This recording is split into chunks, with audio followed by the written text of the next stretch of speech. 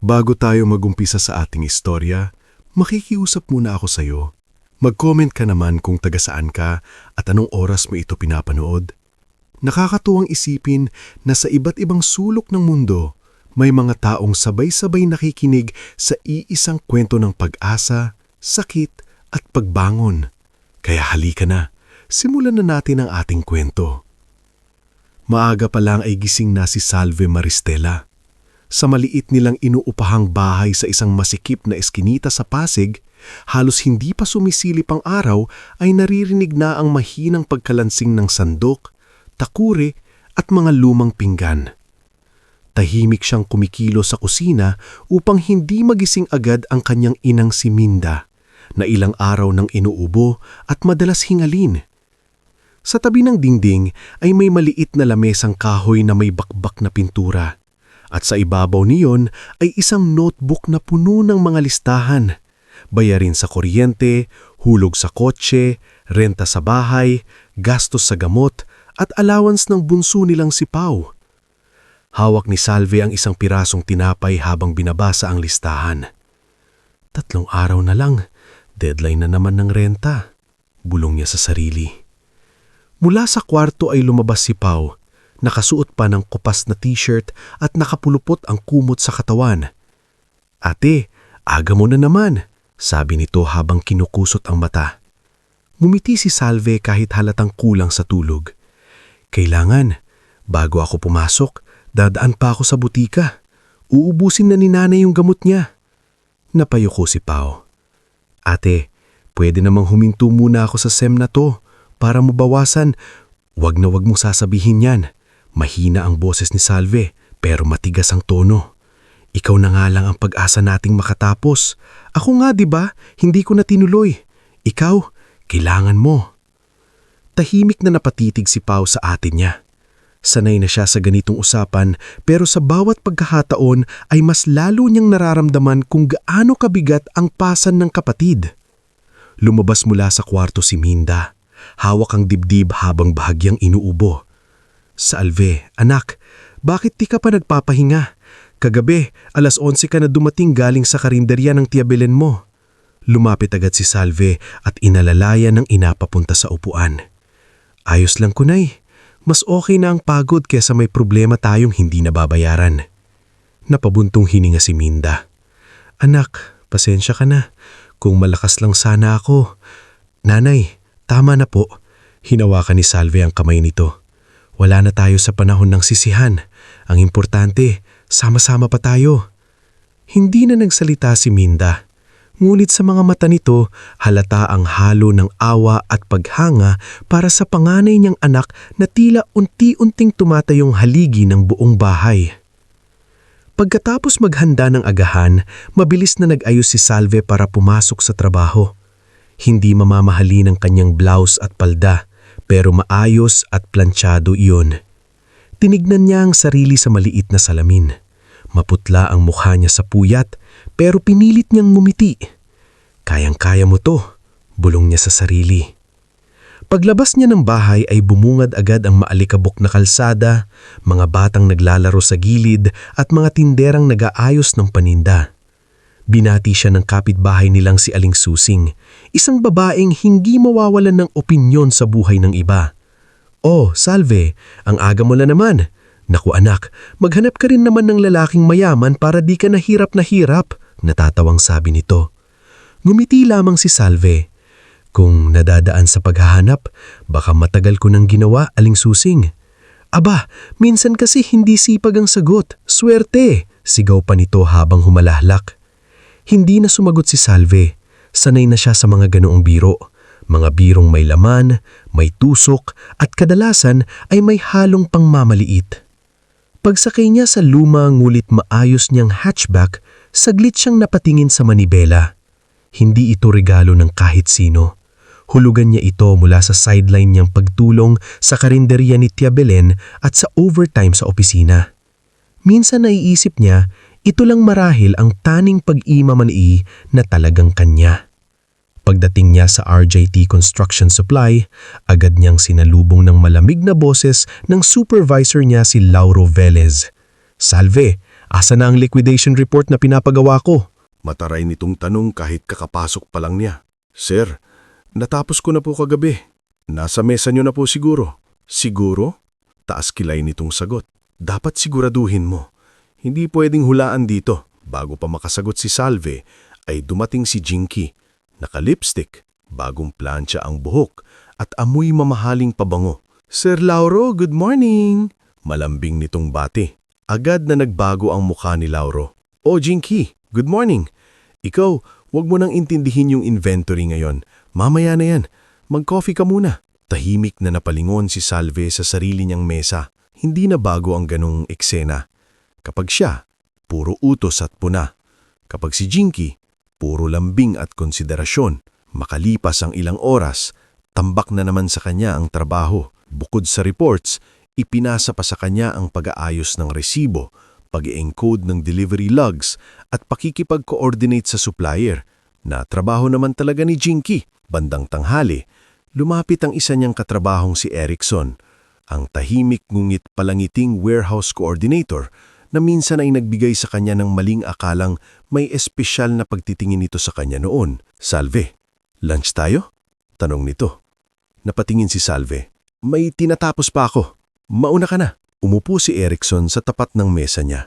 "Napapansin ko, ikaw lagi pinapagawa ni Sir Lauro ng halos lahat." Ngumiti si Salve ng pilit. "Okay lang, kaysa naman walang ipapagawa." Nag-alangan si Erickson bago nagsalita. "May gusto sana akong sabihin." Napahinto si Salve. Sa kaunting sandaling iyon, may munting pag-asang sumilip sa dibdib niya. Isang pag-asang matagal na niyang gustong kalimutan.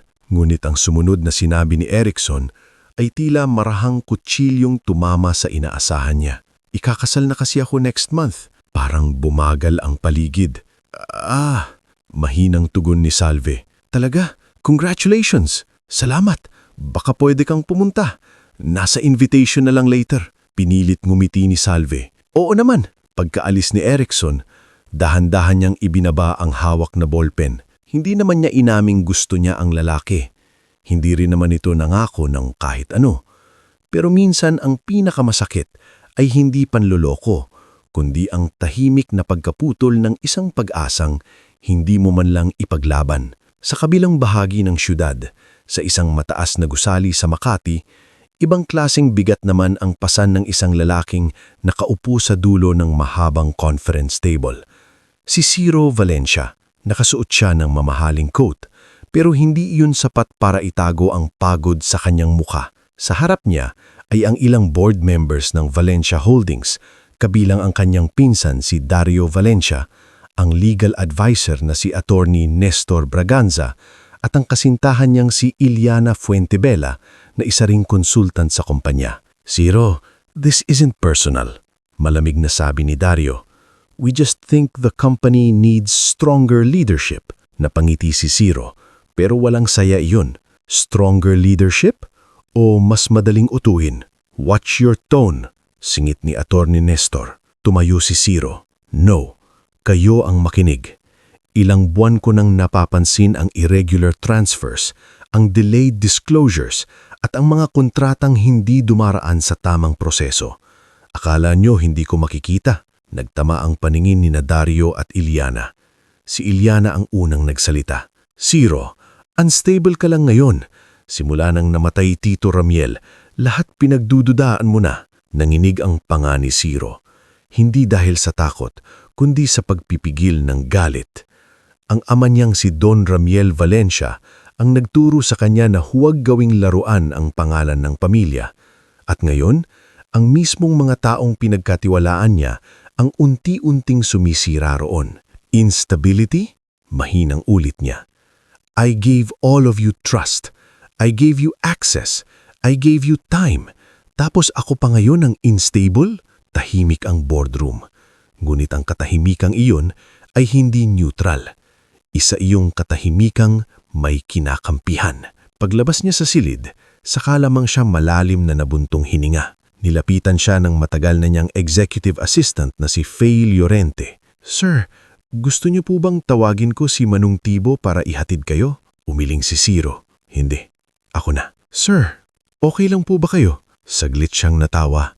Mukha ba akong okay, Faye? Hindi makasagot ang babae. Naglakad si Zero palayo sa gusali ng mag-isa. Habang sa isip niya ay unti-unting nagdudrugtong ang mga piraso ng pagtataksil na matagal na niyang hinihinala. Ang kumpanyang itinayo ng kanyang ama mula sa simpleng trucking business ay unti-unti nang inaangkin ng mga taong marunong ngumiti sa harap niya, ngunit handang ilubog siya sa likod niya. Habang si Zero ay nilalamon ng krisis sa mundo ng yaman at kapangyarihan, si Salve naman ay nilalamon ng mas pangkaraniwang laban. Pero hindi rin biro. Pagsapit ng gabi, dumiretso siya sa karinderya ni Tia Belen. Aba iha, haggard ka na naman, sabi ng tiyahin habang naghahalo ng sabaw. Pahinga ka rin insan, pagmayaman na po tayo tiya. Biro ni Salve habang nag-aayos ng mesa. Ang problema sa'yo, hindi ka marunong mangarap ng para sa sarili mo. Natigilan si Salve. Napatingin siya sa mga taong kumakain sa karinderya, mga driver, messenger, tindera, estudyante, lahat pagod. Lahat may kanya-kanyang pinapasan. At sa gitna ng ingay ng kubyertos at tawanan, biglang naisip ni Salve na baka tama si Tia Belen. Baka nga matagal na niyang ipinagpapalit ang sariling pangarap sa simpleng pag-survive. Ngunit bago pa man niya tululang maunawaan ang bigat ng tanong na iyon, may isang gabi, isang ulan at isang lalaking umiiyak na palapit na sa buhay niya. Isang pangyayaring babago sa takbo ng lahat. Sa gabing iyon,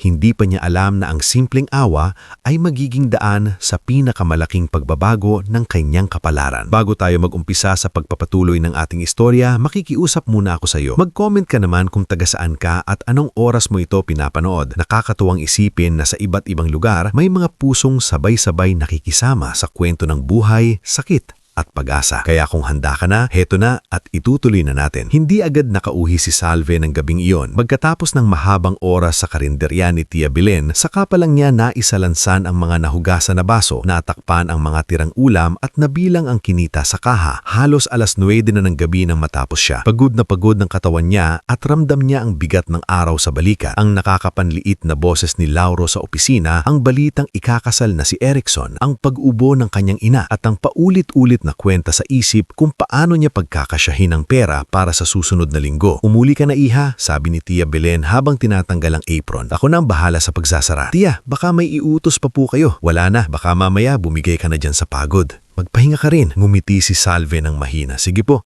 bukas po uli. Salve, pahabol ng tiyahin. Po, minsan ang tao, akala niya puro trabaho lang ang kailangan niyang unahin. Hindi niya napapansin may mga pagkakataong dumarating na isang beses lang sa buhay. Napakunot noo si Salve. Ang lalim naman po nun, Tia. Napatawa si Tia Belen. Matanda na ako. Libre na sa amin ang pagiging malalim. Lumabas si Salve ng karinderya na may bahagyang iti sa labi. Pero paglingon niya sa langit, nakita niyang mabigat ang mga ulap. Ilang segundo pa lang siyang nakasakay sa kotse nang biglang bumuhos ang ulan. Malakas, tuloy-tuloy at halos hindi na makita ang daan sa tindi. Hay nako, bulong niya habang binubuksan ng wiper sa pinakamabilis na setting. Mabagal ang takbo ng mga sasakyan sa kalsada. Dumadaan siya sa isang service road upang maiwasan sa mas matinding trapiko sa pangunahing daan. Hindi masyadong matao roon at dahil sa malakas na ulan, lalong parang nananahimik ang paligid. Taning mga poste ng ilaw at mapuputlang headlight ng ilang sasakyan ang nagbibigay buhay sa madilim na lansangan. Habang nagmamaneho, hindi mapakali ang isip ni Salve. Paano kung hindi sapat ang natira para sa gamot ni nanay? Paano kung magtaas na naman ng boses si Lauro bukas? Paano kung dumating na araw na hindi na niya talagang kakayanin? Mahigpit niyang hinawaan ng manivela, bawal mapagod. Bulong niya sa sarili, hindi pa pwede. Pero kahit anong tapang ng loob,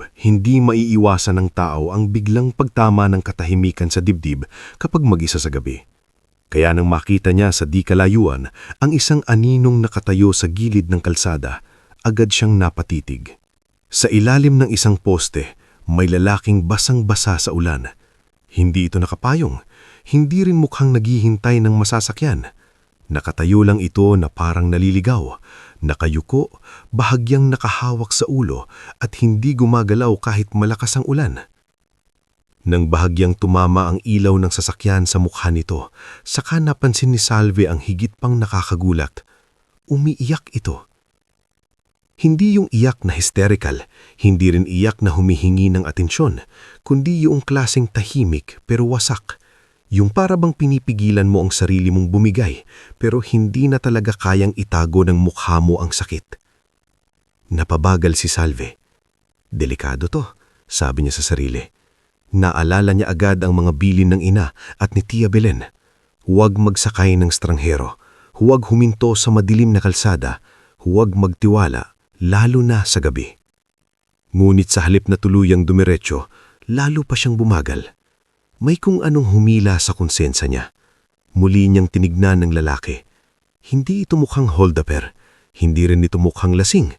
Ang totoo, may kakaiba rito. Kahit wasak ang itsura, hindi mukhang galing sa kalye. Matangkad, maayos ang tayo ng katawan, at kahit gusot ang suot at basang-basa, halatang mamamahali ng tela ng polo nito. Pero higit sa lahat, may kung anong dignidad sa mukha nito na natatabunan lang ng sobrang bigat ng dinadala. Bahala na, mahinang sabi ni Salve. Ipinarkir niya ng bahagya sa gilid ang kotse at ibinaba ng kaunti ang bintana. "Mister!" tawag niya sa gitna ng ulan.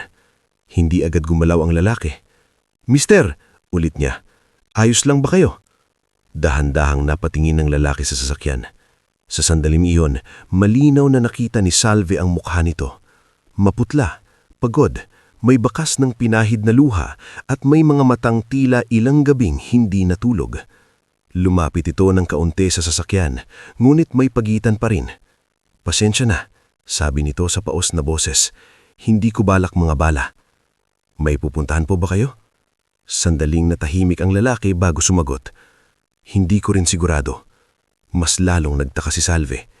"Wala po ba kayong masakyan?" "Meron siguro kung gugustuhin ko." Napangiti ito ng mapait. "Pero sa totoo lang, hindi ko muna alam kung saan ako dapat umuwi." Sa simpleng pangungusap na iyon, parang may kung anong tumama kay Salve. Hindi niya man alam ang eksaktong kwento ng lalaki, ramdam niya agad na hindi ito simpleng pagkaligaw. Ito yung uri ng pagkawala na hindi nadadaan sa GPS o direksyon ng kalsada. Binuksan niya ng kaunti pa ang pinto sa passenger side. "Pumasok muna kayo, kahit makisilong lang saglit." Nag-alanganin ng lalaki. "Hindi mo ako kilala." "Oo," sagot ni Salve, "pero hindi ko rin kayang iwan kayo rito na ganyan ang lagay nyo." Sandaling nagkatitigan sila. Pagkatapos ay tahimik na sumakay ang lalaki. Agad bumalot sa loob ng kotse ang malamig na amoy ng ulan at basang damit. Kinuha ni Salve ang ekstrang tuwalya mula sa likod at iniabot dito. "Ayan po, punasan niyo muna ang sarili niyo." "Salamat," mahinang sabi nito. Pagkapunas nito sa mukha, saka mas nakita ni Salve ang kabuuan ng lalaki. Matangos ang ilong, maayos ang features, halatang pinag-aralan ng pananalita, at kahit gusot ang suot at basang-basa, halatang mamamahali ng tela ng polo nito. Pero higit sa lahat, may kung anong dignidad sa mukha nito na natatabunan lang ng sobrang bigat ng dinadala. Binuksan niya ng kaunti pa ang pinto sa passenger side. "Kumain po kayo." Umiling ang lalaki. "Ayos lang." "Hindi mukhang ayos lang." Napalingon ito sa kanya. Sa unang pagkakataon ay may bahagyang pagtataka sa mga mata nito na parang hindi sanay na may sumasagot ng diretso sa kanya. "Talagang ganyan ka magsalita sa hindi mo kilala?" "Depende, kapag mukhang mamamatay na sa pagod o lungkot, oo." Bahagyang napahinga ng malalim ang lalaki. Pagkatapos ay kinuha ang tinapay. "Salamat." Muli silang tumahimik habang umaandar ang kotse. Lumakas lalo ang buhos ng ulan at sa loob ng sasakyan ay tanging tunog ng wiper at ulan sa bubong ang maririnig. Karaniwan, hindi komportable si Salve sa katahimikan ng estranghero. Pero sa lalaking ito, parang hindi nakakailang. Parang may mabigat lang talaga itong kailangang bitbitin muna ng tahimik. Ilang minuto ang lumipas bago ito nagsalita. "Naniniwala ka ba," unti-unti nitong sabi, "na pwedeng isang araw, bigla na lang magbago ang tingin mo sa lahat ng taong pinagtiwalaan mo?" Napatingin si Salve, ngunit hindi agad sumagot. Tapos, pagpapatuloy ng lalaki, "Malalaman mo na halos lahat ng akala mong kakampi mo, iba pala ang ahenda." Saglit na napangiti ng malungkot si Salve. "Naniniwala po, kasi nangyayari naman talaga yun. Nangyari na rin sa'yo." "Hindi sa paraang ganyan siguro," sabi niya habang nakatingin sa daan. "Pero oo, minsan, yung mga akala mong sasalo sa'yo, sila pa yung unang bibitaw. Napahawak ng mahigpit ang lalaki sa hawak na tuwalya. Ang hirap pala kapag hindi mo na alam kung sino ang totoo. Ngumiti ng bahagya si Salve.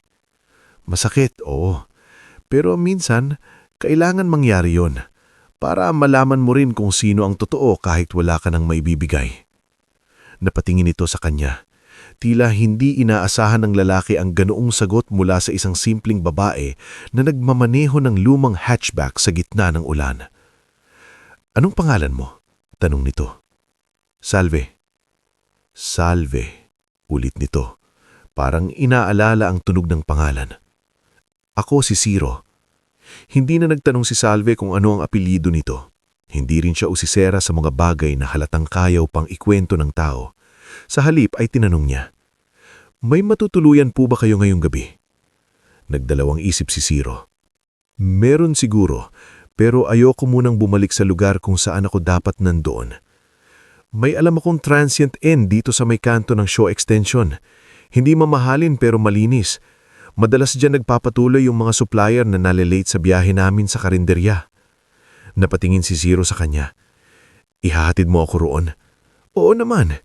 Hindi ko naman kayo pwedeng ibaba ulit sa ulan. Hindi na ito tumutol. Sa natitirang biyahe, paunti-unti pang nagsalita si Ciro. Hindi man ito sinabi ang lahat, may mga piraso ng katotohanang nahulog mula sa mga salita nito.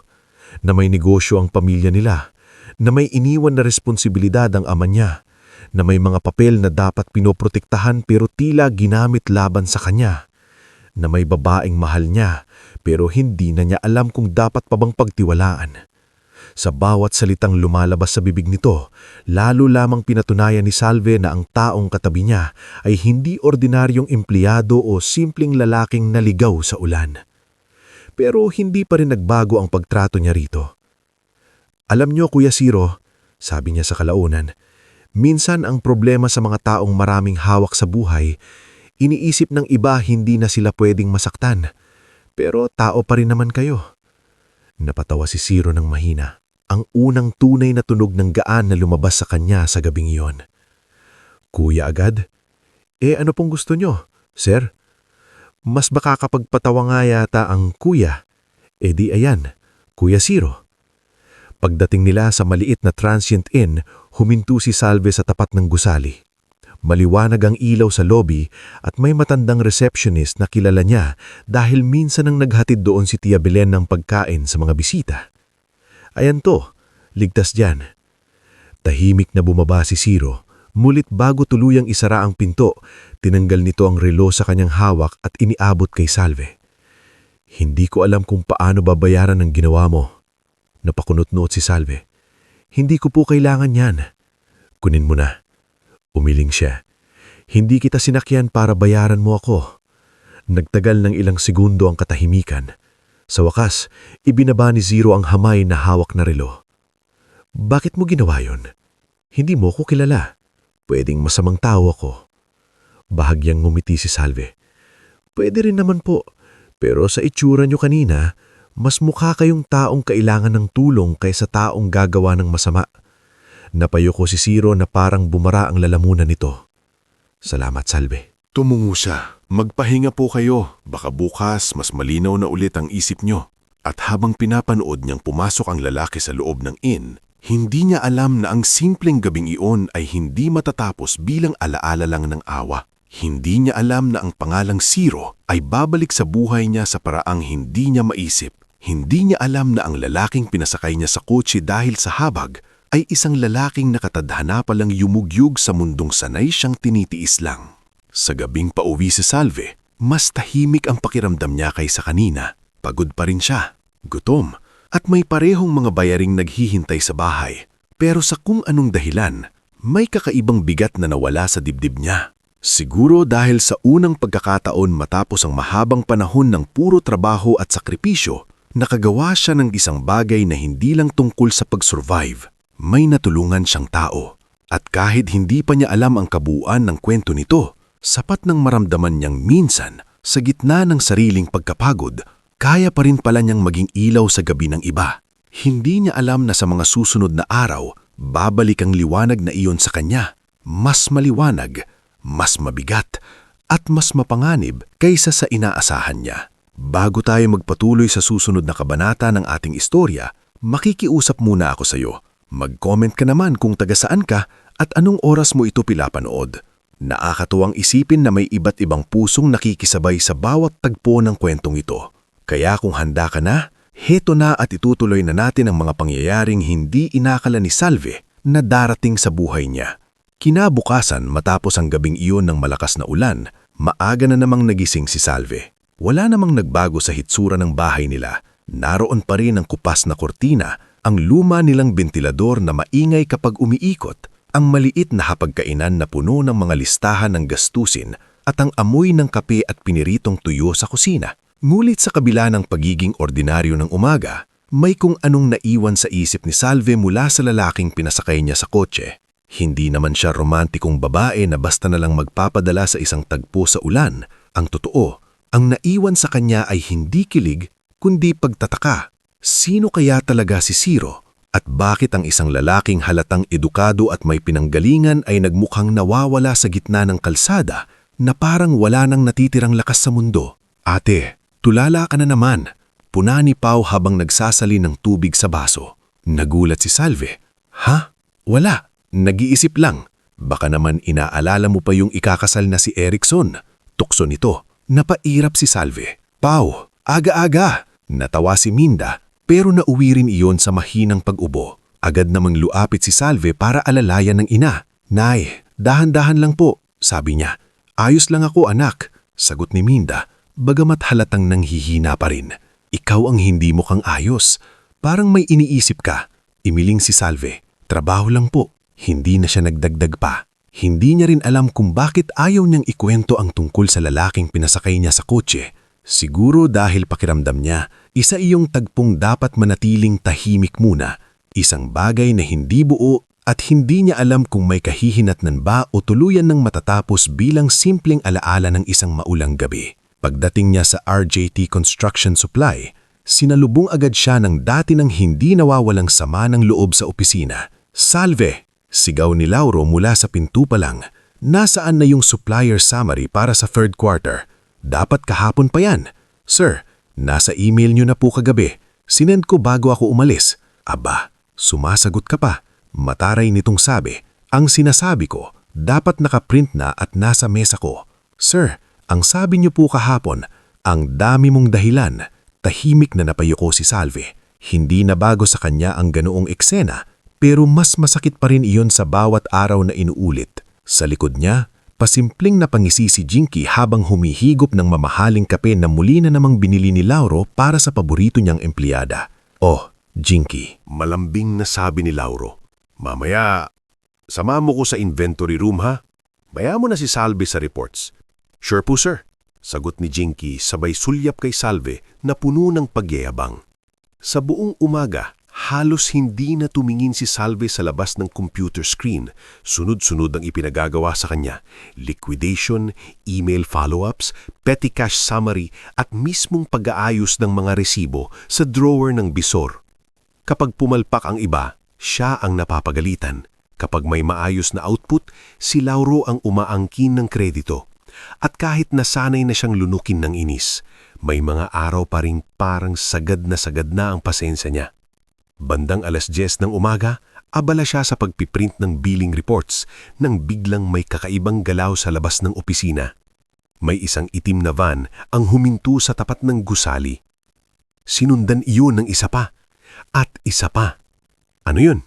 Mahinang tanong ng utility boy nilang si Migs na napasilip sa bintana. Lumingon si Jinky. Baka may-ari ng building. Mulit nang bumukas ang pinto ng unang sasakyan, agad na natahimik ang buong opisina. 3 lalaking nakabarong at 2 babaeng naka-corporate attire ang bumaba mula sa mga sasakyan. May isa pang driver na mabilis na nagpapayong sa lalaking sumunod na lumabas. Pagkababa nito, tila huminto sandali ang paligid. Matangkad, maayos ang tindig, nakasuot ng dark gray suit na sakto ang tabas. Walang bakas ng kagabi niyang pagkawasak, ngulit naroon pa rin ang parehong mga mata. Si Ciro. Hindi agad nakagalaw si Salve. Siya? Bulong niya sa sarili. Mabilis na napalingon si Lauro at biglang nag-iba ang anyo ng mukha nito. Ayusin niyo ang mga mesa. Bilis! Mukhang bigating bisita to. Agad na nagsitayuan ng mga empleyado, pati si Jinky ay dali-daling inayos ang buhok at tinuwid ang postura. Pagpasok ng grupo sa opisina, tila bumigat ang hangin sa loob. Hindi makapaniwala ang lahat nang dumiretso si Ciro, hindi kay Lauro, hindi sa may reception desk, kundi sa kinaruroonan mismo ni Salve. Huminto ito sa harap niya. At sa unang pagkakataon sa buong linggo, si Salve ang hindi makapagsalita. Good morning, sabi ni Ciro sa kalmadong boses. Good morning po, sagot ni Salve, halatang nabigla. Lumapit agad si Lauro. Sir, welcome po. Ako po si Lauro Velez, supervisor dito. Paano ko po kayo matutulungan? Bahagyang lumingon si Ciro sa kanya, saka muling bumalik ang tingin kay Salve. Ako ang may kailangan kay Miss Salve Maristela. Biglang napatitig ang lahat kay Salve, maging si Jinky ay halos hindi makapaniwala. Napaubos si Lauro at pilit nang ngumiti. Si Salve po. Masipag po yan, sir. Napakabuti pong empleyado niyan. Parang anak ko na nga po. Kung hindi lang seryoso ang sitwasyon, ay muntik nang mapangiwi si Salve. Ilang oras pa lang ang nakaraan, sinigawan siya ng tao. Ngayon, parang mabait na mentor. Pwede ba kitang makausap? Tanong ni Ciro kay Salve. Opo. Tahimik silang lumabas sa maliit na receiving area ng opisina. Nasa likod nila ang mga matang sabik, mausisa at puno ng haka-haka. Pagdating sa gilid ng hallway, saka lamang huminga ng maayos si Salve. Hindi ko akalaing babalik kayo, diretsahan niyang sabi. Bahagyang gumiti si Ciro. Hindi rin ako sanay na hindi bumabalik para magpasalamat. Hindi niyo naman kailangan pumunta rito ng ganito. Kailangan ko. Sandali itong tumahimik. At may gusto rin akong itama. Napatingin si Salve sa mga taong kasama ni Ciro. Isang babaeng nasa 50 na ang unang lumapit at magalang na ngumiti. Good morning, Miss Maristela. Ako si Marina Tanseco, Senior Program Manager ng Valencia Foundation. Parang may malamig na tubig na bumuhos sa isip ni Salve nang marinig ang apelidong iyon. Valencia. Muli niyang tiningnan si Ciro at doon niya tuluyang naintindihan na hindi basta may kaya ang lalaking pinasakay niya sa kotse. Hindi ito simpleng mayaman. Isa ito sa mga pangalang nababasa niya dati sa balita. Ang pamilyang Valencia, isa sa pinakamalalaking negosyante sa bansa. Napalunok siya. Kayo po ba? Hindi niya maituloy ang tanong. Ako si Ciro Valencia, sagot nito ng payapa. At utang ko sa iyo ang isang gabing hindi ko malilimutan. Parang humina ang tunog ng paligid sa narinig ni Salve.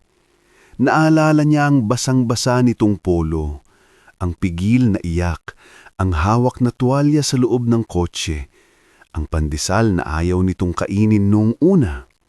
Hindi niya akalaing ang lalaking iyon ay isang bilyonaryo. Bakit po kayo nandito? Tanong ni Salve, halos pabulong.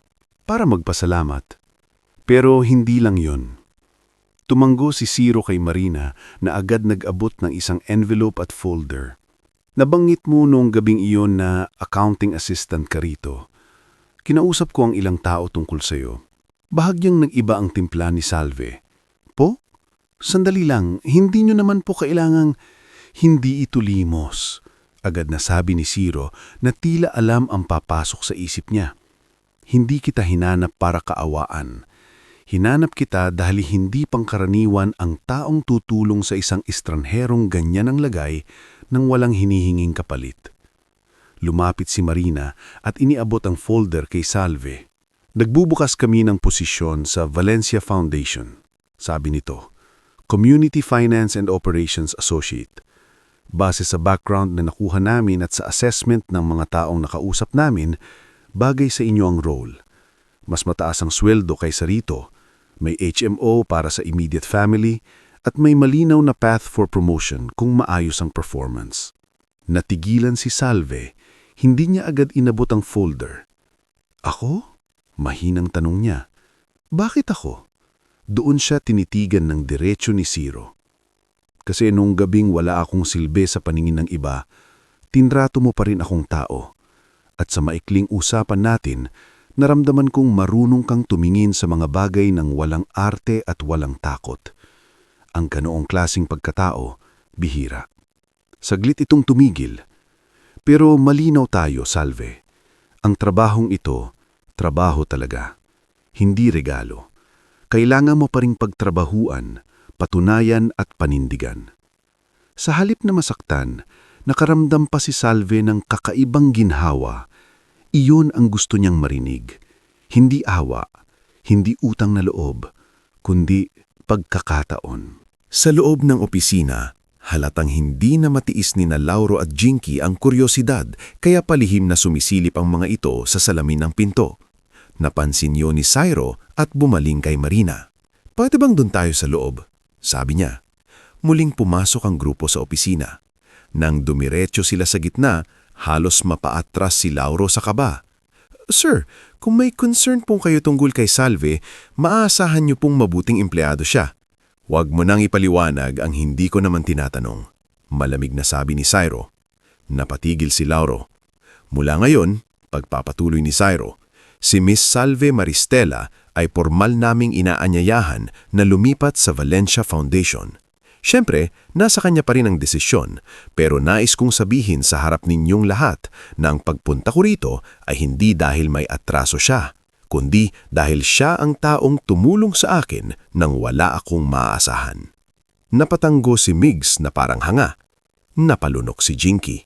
At si Lauro, na dati laging mataas ang boses, ay hindi makatingin ng diretsyo. "Aba sir," pilit na nakangiting sabi nito, "talagang napakabait po ni Salve. Lagi ko ngang sinasabi dito, mataas ang mararating niya." Hindi na napigilan ni Migs ang mapairap sa gilid. Tahimik lamang si Salve. Hindi siya sanay sa ganitong eksena, sa harap-harapang pagkilala, sa biglang pag-angat ng tingin ng mga tao sa kanya, at sa pakilamdam na ang dating hindi pinapansin ay biglang naging sentro ng atensyon. Ngulit sa gitna ng lahat ng yon, may mas malinaw pang umusbong sa loob niya. Pag-asa. Hindi pa yon kasiguraduhan, hindi pa yon tagumpay, pero sa unang pagkakataon pagkatapos ng mahabang panahon, parang may pintong bumukas sa buhay niya na hindi dumaan sa panlalamang, pagpapaawa o pakikisuyo. Matapos ang ilang formalidad at maikling usapan, nagpaalam munang umalis sina Cyro at Marina at iniwan sa kamay ni Salve ang folder at offer letter. "Pag-isipan mo," sabi ni Cyro bago tuluyang lumagas, "hindi ko hinihinging sagutin mo agad, pero sana bigyan mo ng pagkakataon ng sarili mo." Napatingin lamang si Salve sa kanya at marahang tumanggo. Pagkaalis ng grupo, saka nagsabog ng tanong ang buong opisina. "Salve, kilala mo pala yun? Bakit hindi mo sinabi? Bilyonaryo pala yun, totoo ba? May nangyari ba sa inyo nung gabing sinabi niya?" Napakunot noo si Salve sa huling tanong at malamig na tumingin kay Jinky na siyang halatang pinagmulan ng tsismis. "Walang nangyari," matigas niyang sabi, "at hindi ko kailangang ipaliwanag ang kabutihang ginawa ko." Tahimik ang lahat. Maging si Lauro ay wala nang masabi, at sa unang pagkakataon sa napakahabang panahon, si Salve Maristela, ang babaeng laging pinapagalitan, laging pinapasaan ng trabaho at laging minamaliit, ay hindi yumuko. Hindi pa tapos ang laban niya. Hindi pa rin nawawala ang mga bayarin sa bahay. May sakit pa rin ang ina niya. At hindi pa tiyak kung kakayanin ba niyang pasukin ang mas malaking mundong ibinubukas ni Ciro Valencia. Pero may isang bagay nang nagsimulang magbago sa araw na iyon. Hindi na siya basta-bastang babae na sanay lamang magtiis. Unti-unti, nagsisimula nang makita ni Salve na may mas malaki pa palang lugar para sa kanya sa mundo. At ang unang hakbang patungo roon ay nagsimula lamang sa isang gabi ng ulan at sa simpleng kabutihang ibinigay niya sa isang umiiyak na estranghero. Bago tayo magpatuloy sa susunod na yugto ng ating istorya, makikiusap muna ako sa iyo. Mag-comment ka naman kung taga saan ka at anong oras mo ito pinapanood. Mas masarap magkwento kapag alam nating may mga pusong nakikisabay, nakikiramdan at umaasang tulad ng mga tauhan sa ating kwento.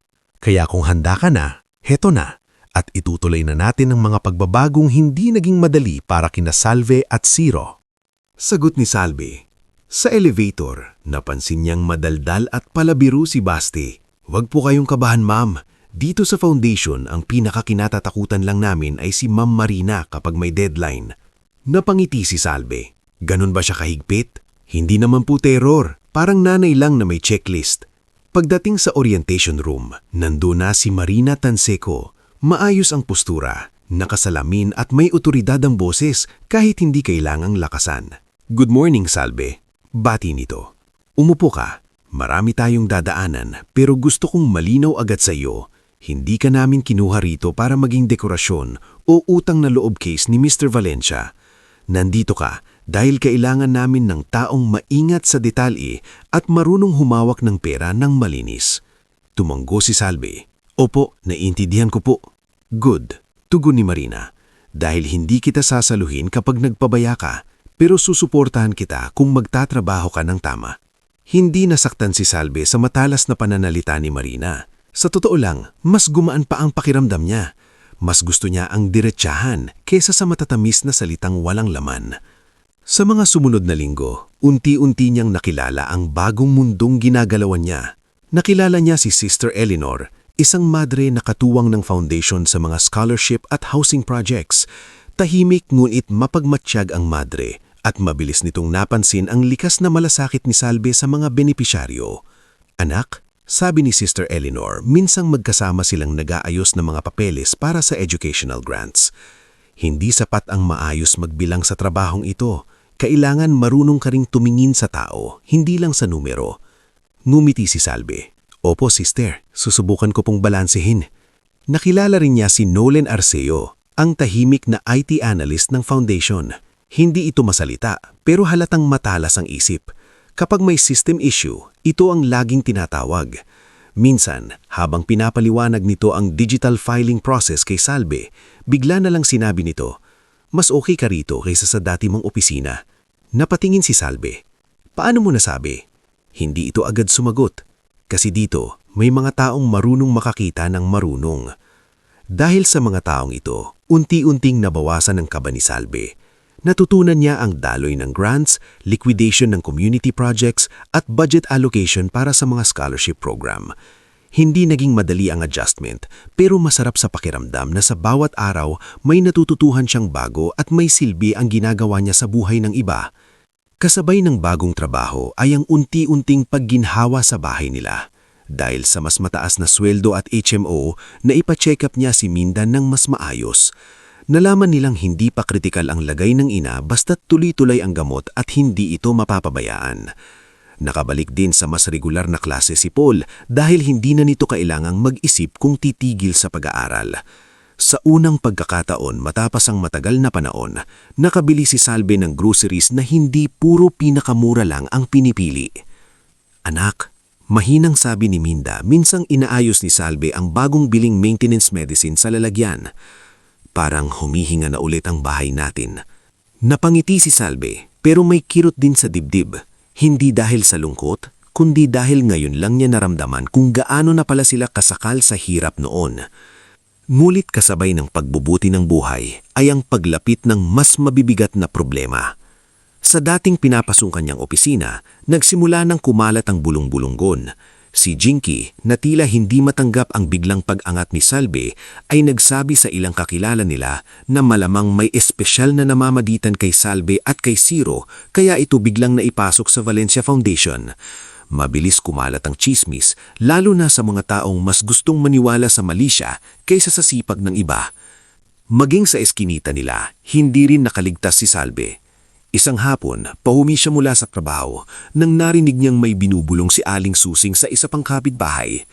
Abay, swerte ng batang yan. Isang gabing may pinasakay lang sa kotse. Ayan na, biglang gumanda ang buhay. Masakit iyong pakinggan, pero hindi iyon pinatulan ni Salve. Tumuloy lamang siya sa loob ng bahay. Doon niya napagtantong kahit gaano kakabuti, laging may mga taong handang dungisan ng tagumpay mo para gumaan ang pakiramdam nila sa sarili nilang buhay. Sa foundation mismo, hindi rin lahat pabor sa paglapit ni Ciro kay Salve. Bagamat hindi naman palaging naroon si Ciro dahil abala ito sa mga laban sa corporate side ng Valencia Holdings, halatang malaki ang tiwala nito sa kakayahang ni Salve. Ilang beses na rin itong dumaan sa foundation upang kamustahin ang progress ng ilang community audits at madalas ay humihingi ito ng maikling update mula kay Salve kapag may concern sa field expenses. Isang gabi, matapos ang meeting, inabutan siya ni Zero sa conference room habang nag-aayos pa ng files. "Hindi ka pa uuwi?" tanong nito. "Tatapusin ko lang po to. May discrepancy kasi sa 2 receipts mula sa Bulacan project." Lumapit si Zero at sumandal sa gilid ng mesa. "Kaya ako gustong makita ang reports mo. Hindi ka nagpapalusot." Napatingin si Salve. "Trabaho ko po yun." Hindi lahat ginagawa ang trabaho nila ng may konsensya. Sandaling natahimik si Salve. Pagkatapos ay naglakas loob siyang magtanong, "Kumusta na po ang problema sa kumpanya?" Nawala ng bahagya ang gaan sa mukha ni Zero. "Hindi pa tapos. Mas maingat lang ako ngayon." Hindi na siya nagtanong pa, pero doon niya muling nakita na kahit maayos na ang tindig ng lalaki, may sugat pa rin itong dinadala mula sa pagtataksil na naranasan nito. Lumipas ang ilang buwan. Dahil sa magandang performance ni Salve, unti-unti siyang binigyan ni Marina ng mas mabibigat na responsibilidad. Naging bahagi na siya ng planning team para sa bagong scholarship support program ng foundation para sa mga anak ng minimum wage earners. Doon niya nakilala si Rina May Cordero, isang 17 taong gulang na dalagitang matalino, ngulit muntik nang tumigil sa pag-aaral dahil namatay ang ama nitong tricycle driver. "Ma'am Salve," sabi ni Rina May sa unang interview nila, "kahit trabaho po sa palengke papatusin ko, basta makapag-aral lang." May kung anong kumurot sa puso ni Salve. Nakita niya sa dalagita ang dating anyo ng sarili niya, yung batang marunong mangarap pero laging inuunahan ng problema.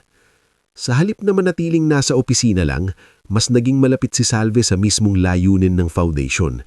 Nakikita niya ang mga batang gustong mag-aral, mga pamilyang naghihintay ng disenteng tirahan at mga inang kagaya ni Minda na gusto lang ng konting ginhama sa araw-araw. Dahil doon, mas nagkaroon ng lalim ang ginagawa niya. Hindi na lang ito tungkol sa sweldo o promosyon, tungkol na rin ito sa pagbabalik ng pag-asa sa mga taong kagaya nila noon. Ngunit habang lumalakas ang posisyon ni Salve sa foundation, mas lalo siyang napapansin ng mga taong may galit kay Zero. Sa kabilang panig ng Valencia World, unti-unti nang naghihigpit si Zero laban sa mga irregularidad sa kumpanya. May ilang accounts na ipinasusuri niya. May ilang lumang transaksyon na gusto niyang balikan. At sa prosesong iyon, lalong kinakabahan ng mga totoong may kasalanan. Isang gabi, sa isang mamahaling restaurant sa BGC, magkaharap sina Dario Valencia, Iliana Fuentebella at Attorney Nestor Braganza. Lumalaki na ang problema, madiing sabi ni Dario. "Akala ko madali lang mapapatigil si Zero kapag tuluyan na siyang nawalan ng kumpiyansa sa sarili, pero mas tumitibay pa yata." Humigop si Iliana ng wine at malamig na ngumiti. Kasi may bago siyang pinagkukunan ng lakas. "Yung babaeng iyon?" singit ni Nestor. Tumanggo si Iliana. "Salve Maristela, masyado nang nagtitiwala si Zero riyan. Nakikita ko ang pagbabago sa kanya." Ano ngayon?" busit na sabi ni Dario. "Accounting girl lang yan." Doon bahagyang tumalim ang boses ni Iliana. "Huwag mong maliitin ang mga babaeng galing sa hirap. Sila ang madalas may pinakamahabang tiyaga at pinakamatitibay na prinsipyo. Kapag nagtagal pa yan sa tabi ni Zero, baka isa-isahin nilang matuntun ng mga tinago natin." Napatahimik si Dario. Pagkatapos ng ilang segundo, dahan-dahang nagsalita si Attorney Nestor Braganza. "Kung ganun, hindi si Zero ang uunahin natin, yung babae muna." At sa mga salitang iyon, tahimik na nagsimulang umikot ang mas mapanganib na bahagi ng laban. Samantala, walang kamalay-malay si Salve na sa likod ng unti-unti niyang pag-angat ay mayroon ng mga matang nakatutok sa kanya. Mga matang hindi natutuwa sa bawat ginhawang dumarating sa buhay niya. Akala niya, ang pinakamahirap na bahagi ay tapos na. Ang pag-alis sa mapangmaliit na opisina, ang pag-adjust sa bagong trabaho, ang pag-ahon ng pamilya mula sa sukdulang gipit. Hindi niya pa alam na ang tunay na pagsubok ay magsisimula pa lamang. Dahil sa mundong pinasok niya, hindi sapat ang sipag at bait lang. May mga taong gagawa ng lahat para masira ang pangalan mo, lalo na kapag ang pagbangon mo ay banta sa lihim nilang kasamaan. Bago tayo magtulay sa huling yugto ng ating istorya, makikiusap muna ako sa'yo. Mag-comment ka naman kung taga-saan ka at anong oras mo ito pinapanood. Nakakatuwang isipin na sa iba't ibang lugar may mga pusong nakikisabay sa bawat luha, bawat pagbangon at bawat tagumpay ng ating mga tauhan. Kaya kung handa ka na, heto na ang pagtatapos ng kwentong nagsimula lamang sa isang gabi ng ulan at sa kabutihang hindi inakalang magpapabago ng buhay. Hindi nagtagal matapos ang gabing nagtipon-tipon sina Dario, Iliana at Attorney Nestor, nagsimula ng maramdaman ni Salve na may kakaibang lamig sa paligid ng foundation. Noong una, maliliit lang iyon. May ilang reports na nawawala sa mesa niya kahit tiyak siyang inayos niya ng maigi. May ilang email chain na tila hindi nakakaabot sa kanya kahit kasama naman siya sa mga dapat makatanggap. Minsan, may field memo na bigla na lang mababago ang schedule na para bang may gustong palabasing sablay siya sa coordination. Isang umaga, habang inaayos niya ang liquidation records para sa bagong batch ng scholarship support, lumapit si Marina Tanseco sa mesa niya. Maayos ang postura nito gaya ng dati, ngunit may bigat ang mukha. "Salve, may kailangan akong itanong," sabi nito. Tumayo agad si Salve. "Ano po yun, ma'am? May inapprove ka bang special release para sa North Caloocan housing materials nung nakaraang linggo?" Napakunot noo si Salve. "Wala po. Ang natatandaan ko pending pa iyon dahil kulang ang supplier certification." Nag-abot si Marina ng isang kopya ng dokumento. "May pirma mo rito." Nanlamig si Salve. Kinuha niya ang papel at tinitigan ng pirma. Kamukha iyon ng pirma niya, halos eksakto. Ngulit sa isang iglap, alam niyang hindi kanya iyon. Masyado siyang maingat sa bawat kurba ng lagda niya para hindi mapangsin ang munting pagkakaiba. "Hindi po ako ang pumirma nito," mariin niyang sabi. Tinitigan siya ni Marina ng diretso. "Sigurado ka?" "Opo." "May makakapagpatunay?" Natigilan si Salve. Sa unang pagkakataon mula nang pumasok siya sa foundation, naramdaman niyang hindi sapat ang pagiging maingat dahil kapag may gustong manira sa iyo, kaya nilang gumawa ng mukhang totoo. "Ma'am, hindi ko po iyon ginawa," ulit ni Salve. Ngayon may halong panginginig ang boses. "Alam kong mabigat ang kaso nito pero hindi ko po sisirain ang trabahong pinaghirapan ko rito." Tahimik na tumanggo si Marina. "Naniniwala akong hindi ka pabayat, pero kailangan nating sundan ang proseso." Mula roon ay nagsimula ang pinakamahirap na linggo sa buhay ni Salve matapos siyang makaahon. Hindi siya sinususpindi agad, ngunit pansamantala siyang inalis sa ilang sensitibong files habang iniimbestigahan ang nangyari. Kumalat ang balita sa loob ng foundation at kahit walang tuwirang naninisi sa kanya, ramdam niya ang mga tingin, mga nagtataka, mga nag-aalala at mga tahimik na naghihintay kung totoo bang may mali sa kanya. Mas masakit pa ang epekto nito sa mga proyektong hawak niya. Nakapending ang release para sa 5 scholarship grants, kabilang ang para kay Rina May. Naantala rin ang ilang housing disbursements na matagal nang inaasahan ng mga benepisyaryo. Sa bawat tawag na pumapasok sa desk niya, bawat mensaheng nagtatanong kung matutuloy pa ba ang tulong, pakilamdam ni Salve ay may mga inosenteng taong naaapektuhan dahil sa kasalanang hindi naman niya ginawa. Pag-uwi niya sa bahay isang gabi, tahimik siyang naupo sa gilid ng kama at tuluyang napaiyak. Hindi iyon katulad ng dati niyang pag-iyak dahil sa pagod o kakulangan sa pera. Mas masakit ito dahil sa unang pagkakataon, ang mismong pangalan at dangal niya na ang tinatamaan. Lumapit si Minda at marahang hinaplos ang likod niya. "Anak?" "Nanay," sabi ni Salve sa pagitan ng hikbi, hindi ko po talaga ginawa, alam ko." Sagot agad ng ina, "Paano kung hindi nila paniwalaan? Paano kung masira ang pangalan ko? Paano kung mawala ng scholarship yung mga batang umaasa sa release?" Umupo sa tapat niya si Pao, na noon ay mas may kumpiyansa na sa sarili dahil tuloy-tuloy na ang pag-aaral nito. "Ate, Hindi ka aabot sa lahat ng ito para lang matalo ng kasinungalingan. Hindi ganun kadali, bulong ni Salve. Hindi nga, sagot ni Pao. Pero hindi rin ganun kadali sirain ng taong buong buhay ng lumalaban ng marangal. Kinabukasan, hindi na naghintay si Zero na matawagan pa siya ng iba. Pagdating ni Salve sa foundation, nadatnan na niyang naroon si Zero sa conference room kasama sina Marina at Nolan. Hindi ito galit sa mukha, ngunit iyon marahil ang mas nakakatakot. Ang sobrang kalma na alam mong may binubuo ng laban. Umupo ka, Salve, sabi nito nang makita siya. Bahagya siyang nag-alangan. Sir, pasensya na po kung nadamay kayo rito. Una sa lahat, putol ni Zero. Huwag mong akuin ang bagay na hindi mo ginawa. Napatahimik si Salve. Nagbukas si Nolan ng laptop at iniharap ang ilang logs. May nakita akong kakaiba sa access trail ng document, sabi nito sa mahina ngunit malinaw na boses.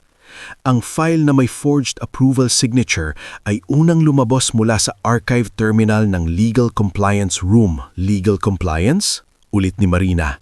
Tumanggo si Nolan. Oo, at ang override access code maginamit ay hindi kay Salve. Secondary authentication niyon mula sa Executive Legal Desk. Unti-unting tumalim ang tingin ni Zero. Atin Nestor, marahang sambit niya. Nagpatuloy si Nolan.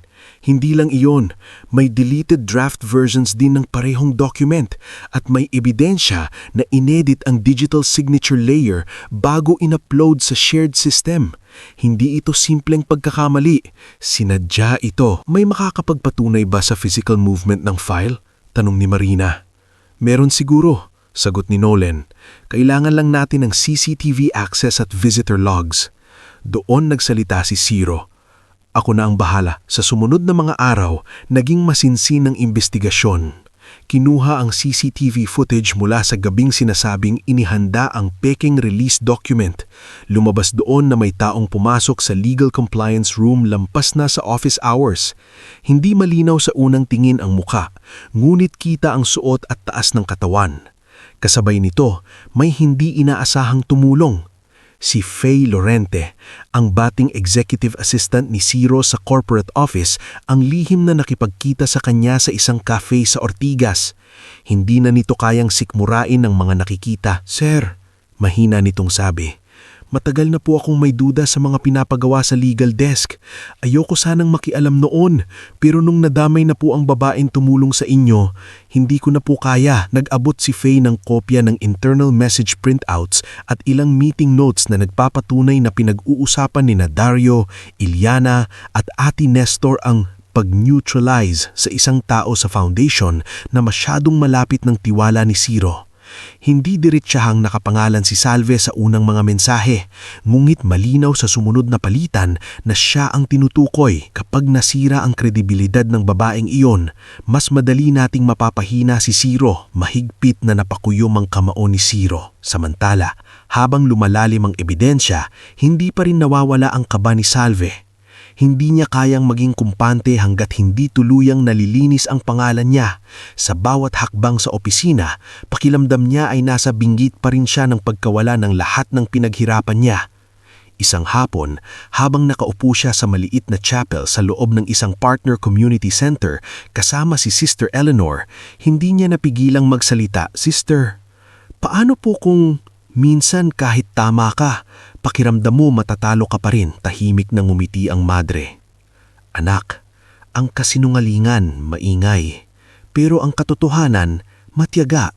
Hindi man agad marinig, mararating din yan ng tamang tenga. Natatakot po ako para sa pamilya ko, sa trabaho, sa pangalan ko. Natural lang matakot. Ang mahalaga, huwag kang papayag na ang takot ang magdesisyon para sa'yo. Dumating ang araw ng board review at formal hearing. Nasa isang malawak ngunit malamig na silid ang ilang board members ng Valencia Foundation at ilang kinatawan mula sa parent corporate office. Naroon si Marina, si Nolan, si Sister Eleanor, si Faye at si Salve. Makalipas ang ilang minuto, pumasok din sina Dario Valencia, Iliana Fuentebella at Attorney Nestor Braganza. Mataas pa ang noo ni Dario.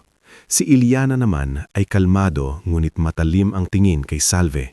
samantalang si Attorney Nestor ay pilit na propesyonal ang postura. Sinimula ni Marina ang presentasyon ng issue. Pagkatapos ay binigyan ng pagkakataon si Attorney Nestor na ipaliwanag ang panig nila. Base sa dokumentong ito, sabi nito, lumalabas na si Miss Maristela ang nagbigay ng irregular approval. Enough, putol ni Ciro. Tumayo siya mula sa dulo ng mesa. Hindi siya sumigaw, ngulit sa sobrang pigil ng tinig niya, lalong bumigat ang bawat salita. Bago kayo magpatuloy sa kasinungalingang iyan, gusto kong iharap ang buong ebidensya. Tumanggo si Nolan at ipinakita ang digital logs, security traces, deleted draft versions at authentication mismatch. Isa-isang naipaliwanag kung paano pineke ang signature ni Salve at kung saang terminal nagmula ang file. Sumunod na ipinakita ang CCTV stills. At nang i-freeze ang isang frame kung saan malinaw nang nakikita ang profile ng lalaking pumasok sa compliance room, hindi na maitago ang tensyon sa mukha ni Attorney Nestor. Ngunit ang tunay na bumasag sa depensa ng mga kalaban ay si Faye. Tumayo siya at nagsalita sa harap ng board. Matagal ko pong kinimkim ito, sabi niya, nanginginig ngunit buo ang loob. Pero alam kong ginagamit ang legal desk para gumawa ng mga dokumentong sisira sa kredibilidad ni Mr. Valencia at sa mga taong tinuturing niyang mapagkatatiwalaan. Narinig ko pong pinag-uusapan nila si Miss Maristela. Alam nilang kapag siya ang nasira, mahihina si Sir Ciro. Sinungaling ka, sigaw ni Dario. Pero huli na. Inilabas ni Faye ang printed copies ng mensahe at notes. Sunod-sunod ang mga tanong ng board. Nayanig ang buong silid. Si Iliana, na sanay laging kontrolado ang mukha, ay saglit na nawala sa composure nang banggitin ng eksaktong mensahe niyang tumutukoy kay Salve. Sa huli, wala nang natira sa maayos na pagtatanggol ng tatlo. Inirekomenda agad ng board ang administrative removal ni Dario at Attorney Nestor habang isinasailalim sa formal na kasong legal ang mga natuklasan. Si Iliana naman ay tinanggal sa lahat ng consultancy roles at isinama sa investigation para sa conspiracy at document fraud involvement. Tahimik lang si Salve sa buong pangyayari. Hindi siya nakaramdam ng saya agad. Parang ang unang dumating ay matinding pagluwag sa dibdib. Yung pakiramdam na, sa wakas, pwede ka nang huminga ng buo matapos ang mga linggong para kang laging nakasabit sa bangin. Pagkatapos ng hearing, isa-isa nang lumabas ang mga tao sa silid. Naiwan doon sina Salve, Ciro, Marina at Nolan. Si Marina ang unang lumapit. Salve, sabi nito, at ngayon ay may init na sa boses na hindi niya dalas ipakita. Malinis ang pangalan mo at gusto kong humingi ng paumanhin kung kinailangan ka pang dumaan sa ganito. Umiling si Salve. Naiintindihan ko po. Trabaho niyo rin pong siguraduhin ang proseso. Tumanggo si Marina at napatunayan mong kaya mong panindigan ang sarili mo kahit gaano kabigat. Lumapit din si Nolan, bahagyang awkward gaya ng dati. Sabi ko naman sa'yo, Ania, mas okay ka rito, hindi ka madaling madelete. Sa gitna ng bigat ng araw, napatawa si Salve ng bahagya. Pagkaalis ni Marina at Nolan, naiwan silang dalawa ni Ciro sa conference room. Tahimik itong lumapit sa kanya. Salve, mahinaon nitong sabi. Hindi ko mapapatawad ang sarili ko kung hinayaan kong mangyari ito sa iyo. Hindi naman po kasalanan niyo ang ginawa nila. Pero responsibilidad ko pong tiyaking protektado ang mga taong nadadamay dahil sa laban ko. Napatingin si Salve sa kanya. Sa pagkakataong iyon, malinaw na hindi lang pagkilala o utang na loob ang nasa pagitan nila. Nabuo na roon ang mas malalim na tiwala. Yung tiwalang dumaan sa hirap, paninira at pagpili sa isa't isa kahit mas madaling lumayo na lang. Lumipas ang 2 taon. Sa panahong iyon, hindi naging fairy tale ang lahat, pero naging maayos ang bunga ng mga pinaglaban nila. Tuluyan nang naibalik ni Ciro ang kontrol sa Valencia Holdings sa malinis at legal na paraan. Gumaan ng pamamalakad ng mga programang hawak ng foundation. Si Marina ay naging mas malapit na mentor kay Salve, habang si Nolan at Baste ay nanatiling bahagi ng pang-araw-araw na mundo nito. Si Sister Eleanor at Faye ay naging matibay na kaalyado sa mas pinalawak pang social initiatives. Si Salve naman ay hindi lang basta nanatiling empleyada. Dahil sa sipag, integridad at husay sa pamamahala, naging direktor siya ng social impact programs ng foundation. Sa tulong ng team, naitayo niya ang Maristela Learning Center, isang maliit ngunit maaliwalas na community hub para sa mga anak ng manggagawa at pamilyang kapos sa oportunidad. Pinangalanan niya iyon mula sa apelyido ng kanyang ama, hindi para magpasikat, kundi para alalahanin ang lahat ng simpleng aong tahimik na lumalaban para sa pamilya. Sa bahay, tuluyan ng gumanda ang kalagayan nila.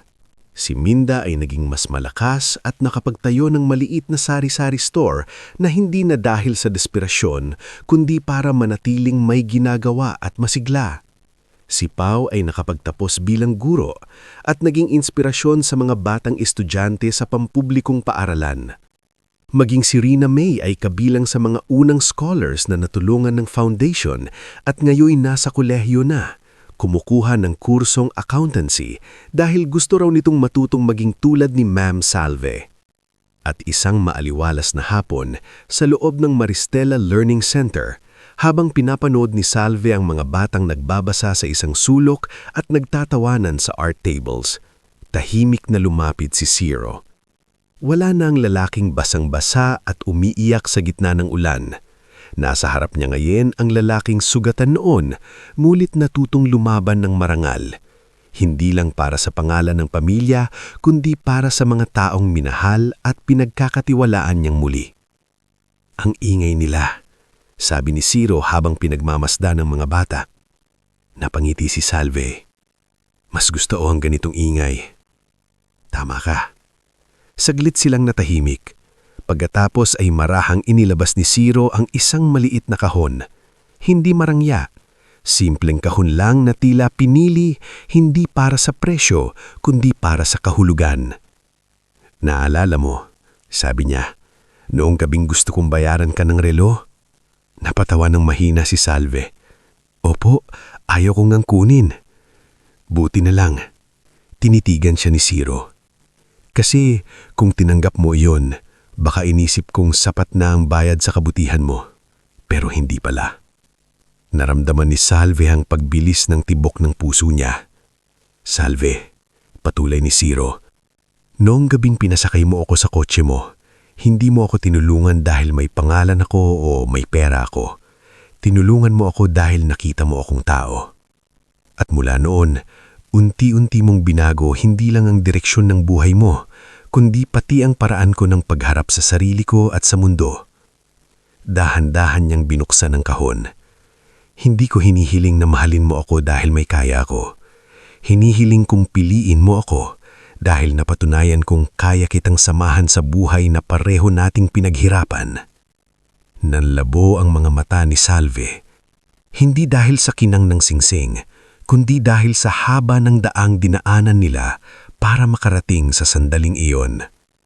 Ang isang babae na dati ray sanay lamang magtiis, manahimik at magsakripisyo para sa lahat, ngayon ay nakatayo sa isang lugar na siya mismo ang tumulong bumuo, hindi bilang kawawa, hindi bilang mapalad lang, kundi bilang taong tunay na lumaban para sa dangnal, pamilya at kinabukasan. Tahimik siyang tumanggo, saka ngumiti ng may luha sa mata. "Oh," sagot niya. At sa gitna ng mga batang masayang nag-aaral, ng liwanag na pumapasok sa bintana at ng payapang buhay na hindi dumating ng madali, kundi pinaghirapan ng marangal, natapos ang kwento ni Salve at Ciro hindi sa isang pantasyang biglang bumagsak mula sa langit, kundi sa isang makatotohanang igbigin na nagsimula sa kabutihan, tumibay sa laban at nauwi sa isang buhay na may dangnal, paghilim at pag-asang sabay nilang bubuuin habang buhay.